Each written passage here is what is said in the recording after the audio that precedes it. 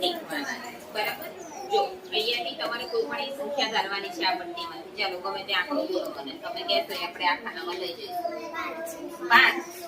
ચાલો જોજો હા, અહીંયાથી આપણે 5 ને લઈ જઈએ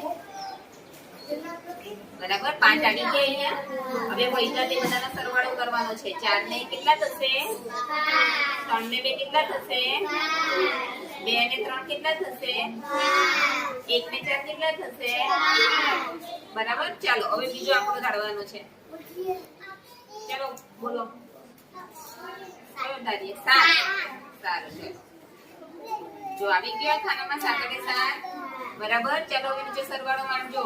6 ને 1 5 ને 2 4 ને 3 3 ને 4 2 ને 5 1 અને 6 અને 7 ને 0 થઈ ગયા સરવાળા। ચાલો હવે કયો આંકડો ધારીશું? 8 ધારવો છે। ચાલો હવે તમારે બોલવાનું છે, હું કશું બોલીશ નહીં બરાબર। 8 આવી ગયા ચોરસ ખાનામાં।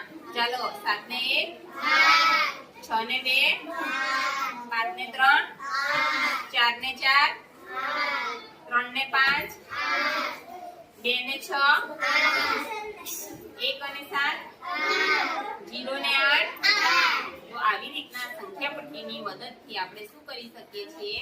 સરવાળાના દાખલા ગણી શકીએ છીએ। તમે તમારો ફ્રી ટાઈમ હોય રિસેસનો ત્યારે આ પટ્ટીનો ઉપયોગ કરી અને તમારે નોટની અંદર પણ દાખલા લખતા જવા।